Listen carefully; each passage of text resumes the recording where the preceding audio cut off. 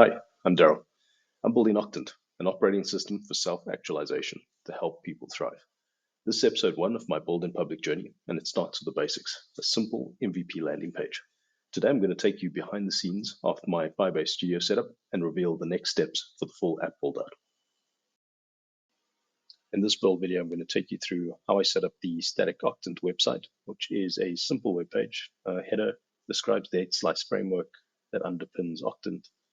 A calibrator, which is literally just some sliders where you can configure your live slices, which then update on this radar chart just below. And then finally, a call to action to register some beta user interest, as well as showcasing a little bit around the navigator's interface. This is just some Gemini renderings of what it could look like, busy with the wireframes at the moment. So all of this was set up. The initial scaffold was actually set up in about 5 minutes with Firebase Studio. Just to jump across and have a look at what that is. Google released this a couple of years ago as Project IDX, which then became Firebase Studio last year. And it is pretty much a all-encompassing IDE, including agentic integration, so you can actually get started really, really quickly with building in a very modern development style. So I would definitely recommend this for some simple use cases so far that I've tested. I'm going to see how far it takes me with a broader build of the actual application. But for the static website, it was actually really, really good. So when you log into Firebase Studio, you're presented with this interface that allows you to enter a prompt for the app that you're looking to generate.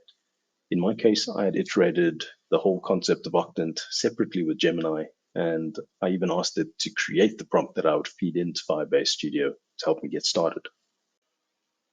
After you've entered your application prompt, you're taken to the prototype view in Firebase Studio. So what this gives you is an application preview on the left, and then the conversational interface for you to continue your build with Gemini on the right. One of the first things that you do is you approve an application blueprint. So this is the plan of the application that you're looking to build. In Oktant's case, that took probably about 5 minutes for me to get that project scaffolded. And after that, I was pretty much ready to build.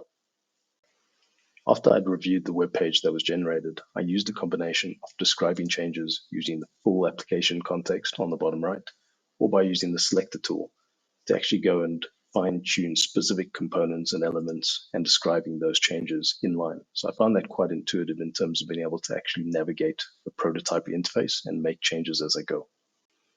For some of the more complex components like the calibrator, I actually used my separate Gemini instance to help me craft the prompt. So you'll see an example here where it's actually quite detailed in terms of what's being created and how it ties into some other features. The navigator's interface was a good example of where things can go wrong, even if you have a very clear prompt. So in this case, I had a loading shimmer that just wouldn't disappear even if the images were loaded. So I had to work through a couple of iterations with Gemini to try and resolve this particular problem and get it right. But regardless, it was still a lot faster than if I would have built it myself, even if I did have to go and tweak it just a little bit to get it right.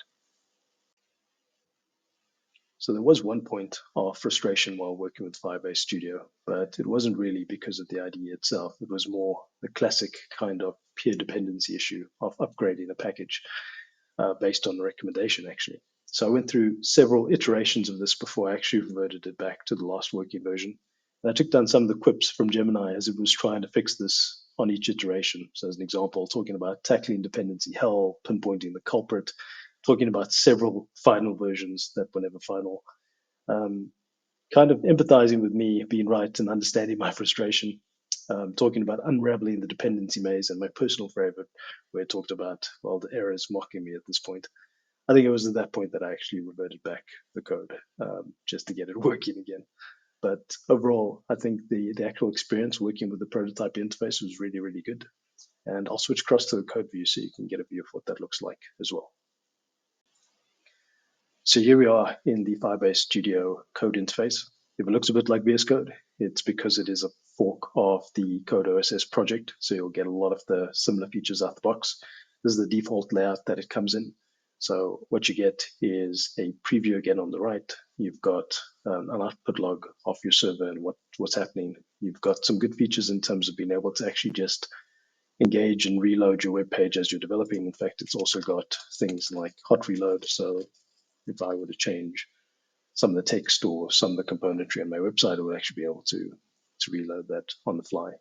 It's also got things around being able to do things like lighthouse tests. You've got your Gemini console on the right as well. And yeah, ultimately, it gives you a lot more flexibility and freedom in terms of making those types of manual changes and edits as compared to integrate or leveraging the prototype view. You've, of course, still got the ability to go and make specific changes using Gemini on any specific selection of code as you're developing as well. So I think all in all, quite a good interface in terms of being able to engage and develop. And I've used this quite extensively in terms of being able to also develop the Oktant web page that I've taken you through today. The last bit to talk through is just how easy it is to publish your application through Firebase Studio. So to do that, you click the publish button on the top right. And what they'll do is kick off an actual build process to actually make sure that the app doesn't have any specific errors, and they'll deploy into a GCP environment that is then configured for your use. There is some terms and conditions around being able to set that up. But the simplicity is you'll literally get a publicly listed URL for your application that you can then wire in your own specific domain to. So I've, of course, connected this to my Oktant.app domain. And you can also jump in and review things like error logs, etc., in the Firebase backend as well. So there's quite a lot of different options in terms of being able to understand and configure this, which I think can get quite technical if you are new to this as an environment. But overall, quite simple to get started and just start working your way through it in terms of understanding how everything works. But yeah, overall, very simple experience. And I mean, if you were really motivated to get it going, I think you could probably get a new website running within an afternoon and have it serving traffic to an actual user base. So guys, thank you very much for watching this first Build-in-Public video series for the Oktant beta. Our next step is to develop the wireframes for the actual application and get that tested with our founding users. Just as an update there, we're about 50% complete with signups to our 100 founding user list. So if you've liked this video or like what we're doing, please register your interest for the beta, and I hope to see you on the platform soon. Thanks again. Cheers.